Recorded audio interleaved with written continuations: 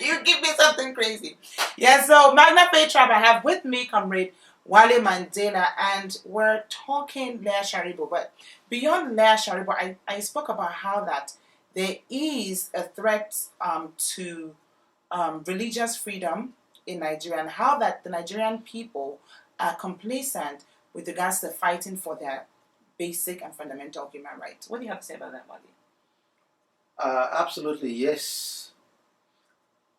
The Nigerian people ought to understand that this is not just about Leah Sharibu. Mm-hmm. It is the fundamental rights of, every Nigerian child, every Nigerian generally. We should have freedom of worship, freedom of association, freedom of speech. When this, people were adopted, it doesn't stop there. The adopters, the people who took them, are making a statement. They are making a statement, and we ought to, challenge them by saying, no, it doesn't work like that. We all can live in the same nation, and we all can practice our faith. We can, be one without forcing each other to, pick up the other person's religion. Mm. I really don't know if I would personally say we have diasporan leadership, so to say, because most of the people, personally to me, that says they're leaders, of thoughts, in the diaspora, African, leaders in the diaspora, I don't understand what they are doing. I don't see their impact. I think they should do more. I think they should be, they should show up or stand up, so to speak. So, in my view, they are not doing enough. They are not doing what they are supposed to be doing. Because if they are, by now it's getting to, by February next year, it's going to be 2 years. The young girl has been, held hostage. So the voice is not out there. The people are not agitating. Somehow they need to, do it in such a way to get to the Nigerian government, so that the Nigerian government can be pushed, to making sure that this girl is released. It is very, very unfortunate. It is abnormal. It is not normal. It is, I can't even find words to describe it, because when you live in a civilized, society like ours, the United States, vis-a-vis, say, Britain or any of the Western nations, where you know that even elementary school or middle school students can rise up and protest against grotesque situations like this. It is sickening to note that, leadership, or people that call themselves leaders, diasporan leaders, are sitting back and watching. The Nigerian government, but I did mention NIDO, which of course I'm no longer a part of, just so you know, Magna Phi Tribe. I ceased to, to belong in the organization, Nigerians in the Diaspora organization, last week, when I found that they will not cooperate with, the mother of this girl who is hurting, who is weeping, groaning in pain every night, crying out. I'm a mother of 3 children. I know what it means and what it feels like to not have your child with you for a night. How much more for 2 years? We're talking about 365 days a year. And not only is she away, but she's away in the hands of people who could be raping her, who could be, beating her. Who could have sold her again and again and again? Only God knows what's happening to this 16-year-old. How is it possible that the Nigerians in the Diaspora organization and other organizations, known organizations in the diaspora, why they have refused to talk about Leah Sharibu's case? It's mind-boggling, to say the least. I cannot even, imagine me being a father And most of these people you're talking about, I want to assume they have kids.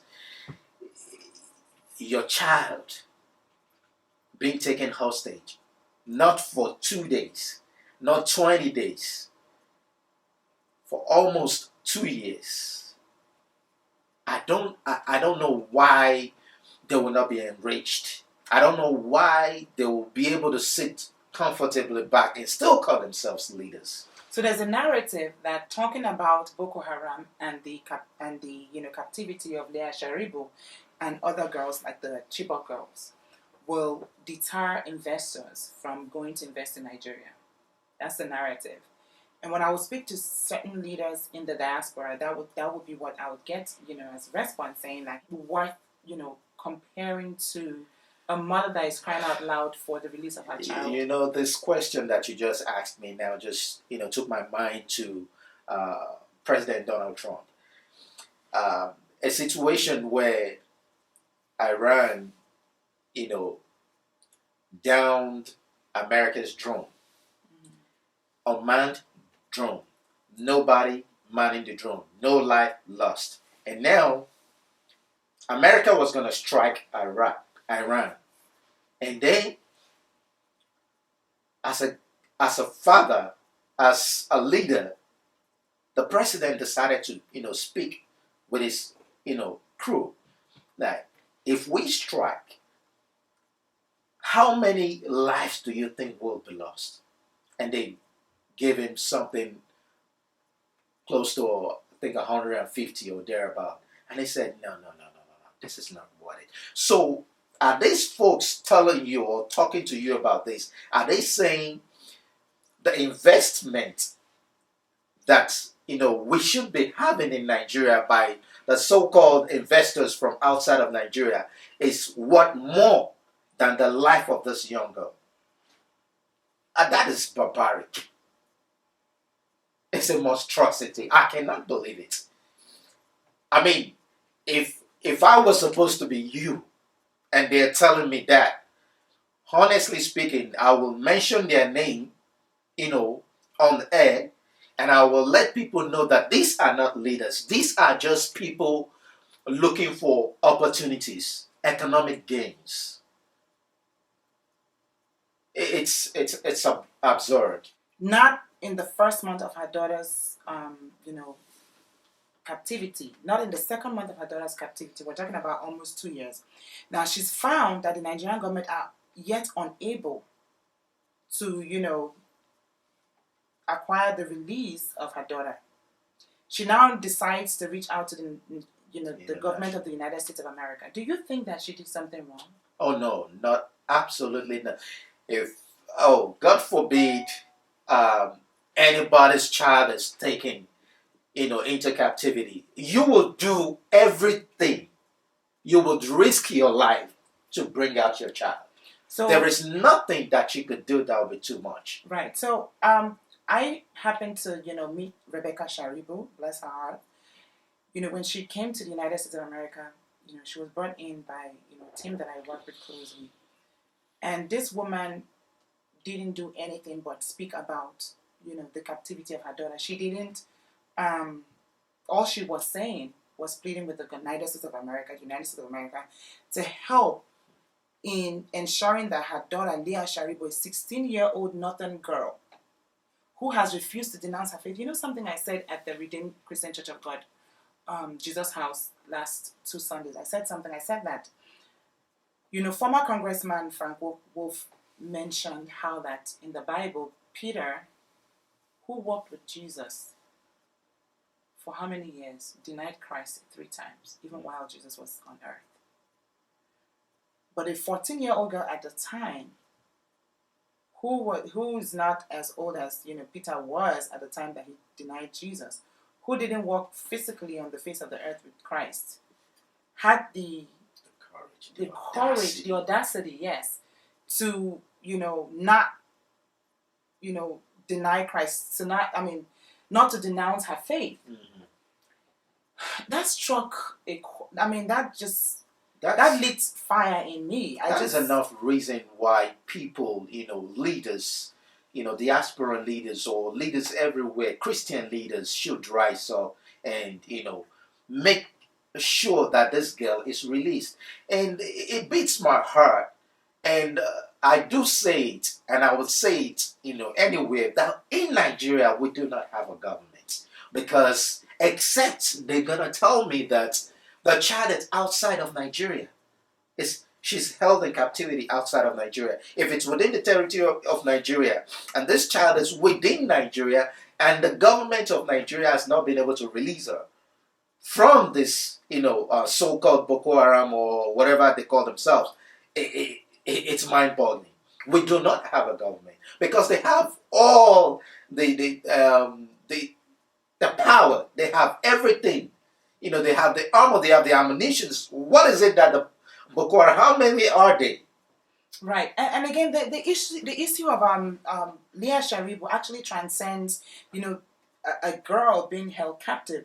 It is a threat to, religious freedom in Nigeria. Yes, indeed. And I think that, Nigerians are not aware that, that this thing is, is beyond the captivity of a 16-year-old girl in northern Nigeria. They don't understand. The people that are holding the girl are making a statement. So we need to make another statement that no, Nigeria belongs to everybody. Nigeria belongs to the Christians. It belongs to the Muslims. It belongs to non-religious people. It's a secular state. So you cannot force, kids to begin to, renounce their faith. And if you try to do that, I mean, we should be able to get you. High level of insecurity in Nigeria, are they antagonistic against Buhari? Mm-hmm. Absolutely no. What is the essence of government? Mm-hmm. The first job of any government is security of lives and properties. Mm-hmm. So why would people speak against, Buhari? Is the leader of the nation, is the father of the nation. If God forbid somebody comes into my house and takes something that belongs to me, or maybe take my child or do anything in my house, as a father, that is my territory. I have to protect it. I have to, stand up against the people. So it is the responsibility of Mr. President to make certain, that there is security in Nigeria. That is the very first job of a sitting president. Now, I understand that you ran for office or you contested. Yes. In the in the last election, APC or PDP. Oh, no, definitely not. I am leaning neither to APC nor PDP. Never.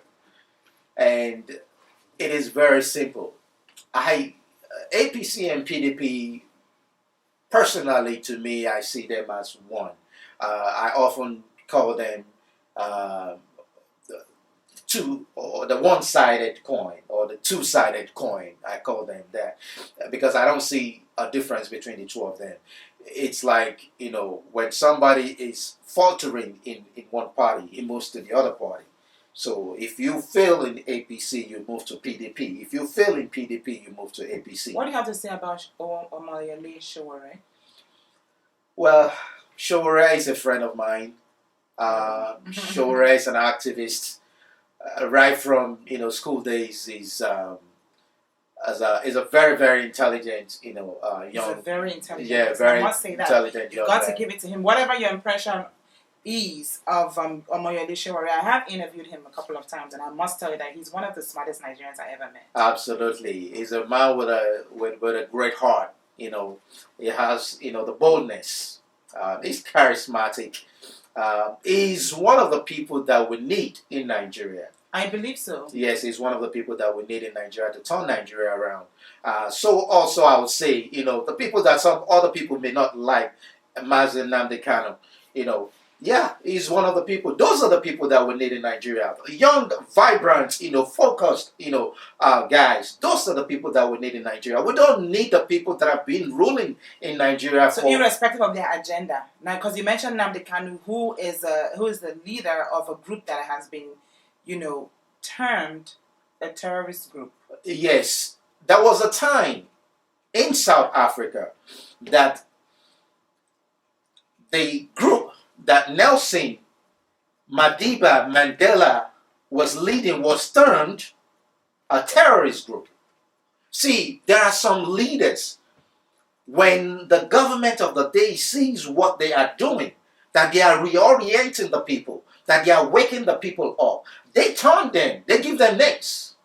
It doesn't mean it is true.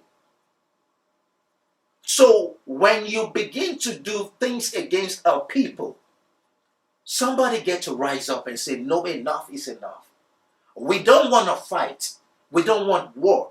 But we want, fairness. We want a fair shake. We want equality. This is what these guys are talking about. So do you agree that there's been some sort of, unfairness and inequality as it pertains to the Biafran people? Oh, absolutely. Yes, yes, yes. Most definitely. It is just like being a black man in America. You're an Igbo in Nigeria. It's just like being a black man in America. You have to see, Barack Obama had to do a lot to become the president of the United States, even when he was running. If you are in a classroom in America as a black man, you've got to beat that white guy real bad to get that position. I wanted to, be in the police force in this country. I got everything you can think of. I have served in the army.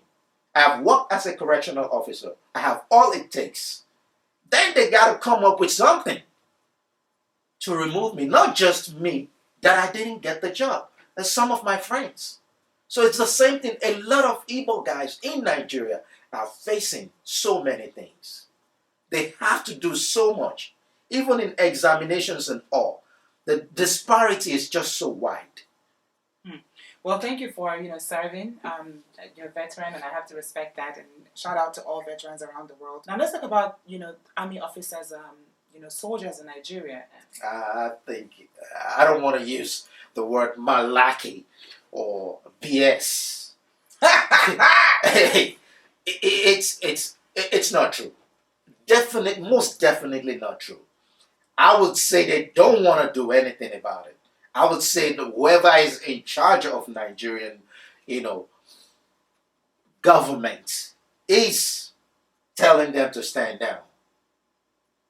That is the only thing that I can think of. There is no way on earth that I would say that the most populous black nation, going to about 200 million people, do not have the weaponry, the ammunition, the armor to destroy Boko Haram. No. They do not. What? No, that is not true. Considering that Nigeria had helped other nations. Oh, yes. To fight rebels and more. Right from when I was, a teenager. Everywhere in Africa where there is a situation, Nigeria goes in there to squash it. So Nigeria can do that. The military got the weaponry. So and you think it's a political... Oh yes, it is political. If they don't, let me pretend that they don't. It is easy. The United States will, supply them. Britain will supply them. France will supply them. Australia will supply them. Even the Chinese will supply them. So let's backtrack a little. So are you imploring the Nigerian diaspora youth and the Nigerians in Nigeria on the continent to support Omoyole Sowore in this revolution? Oh, absolutely. Absolutely. Most definitely. They should rise up. They should wake up. It is about time. It is time. United States will not save Nigeria. Britain will not save Nigeria. France will not do it. Nigerians will save Nigeria. It is we that will do it. See, often I tell people that I was born for this time. Because I was born 4 days before the end of the war, the Civil War. That was when I was born. So I was born to bring peace. And sometimes in order to bring peace, you have to shake the table. I've always believed that young leaders are the ones to, bring about change. But I've been skeptical because of the lack of mentorship. Okay. If you look at the progress in Nigeria itself, not to talk of, say, Ghana or other African nations. The people that moved the nations at that time, they were young people. Okay. In the days of the Awolowos, in the days of the Enaboros, in the days of the Barabe Musas, in the days of the Nnamdi Azikiwe's, how old were they? Yeah, but what do you have to say about Senator Abo, who was given, a platform and has decided to go about beating women? Is he supposed to be a young guy or what? He's a very young guy. I'm not sure about what his age is. I would find that out and put that out there. Okay. But he's a very young guy. Didn't you see his picture? Have you Well, seen the video? I have seen the video, but I was so disgusted to the extent that I didn't even, take a good look at the guy. Now, when we talk in terms of younger people, taking over, it is not every young person out there that is a leader. No. It's just like when you talk in terms of, older people. It is not the fact that every old person is bad. No, there are some people that grew within the ranks.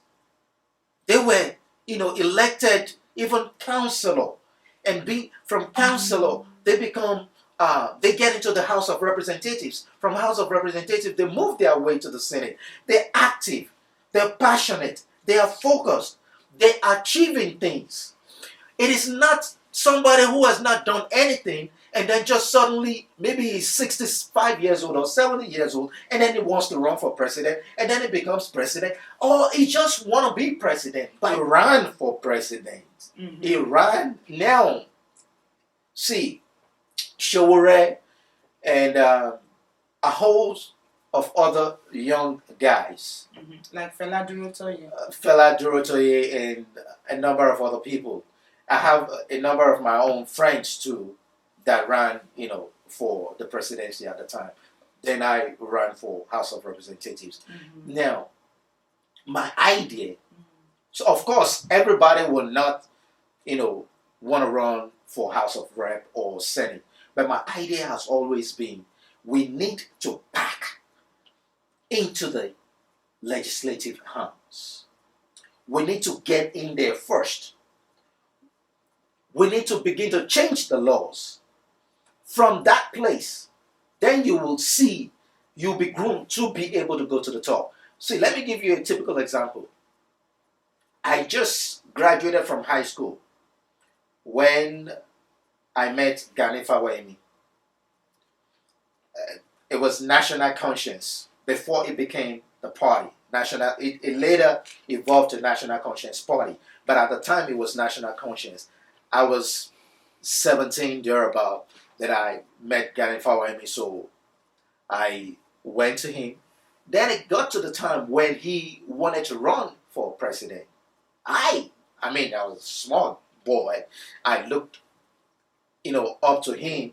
I told him, I said, sir, with all due respect, I would appreciate if you run for the Senate rather than run for president, because it's only going to be one person that will be president. You have 20, 30, 40, 50 people running for president. Eventually, one person will be president. But your constituency knows you. You have the name recognition. You have the intellect. You have you're known even all over the nation. It doesn't necessarily mean you should be running for councillor. Personally, I would suggest that Showore runs for House of Representatives or Senate, which is what I did, which is what I will do, because I know the time will come. The time will come when you can, now shoot for the presidency. Right, just like, the likes of Donald Duke and the rest of them. Absolutely. Absolutely. There is nothing wrong, there is nothing wrong in people running, for presidency. There's nothing wrong. But personally, I would, suggest the younger folks, shoot for that first. Okay. Well, Mr. Mandela, thank you very much for your time. And it's been an exciting episode. Magna Faith Tribe, I love you all. You all are doing an amazing job. And if you are not with or following Magna Faith, I would suggest that you come on board. Because if you want Africa to move forward, if you want authentic leaders for Africa, if you want change in Africa, Magna Faith Tribe is a tribe to belong. Hello. Hello. Bye-bye. Thank you. Have a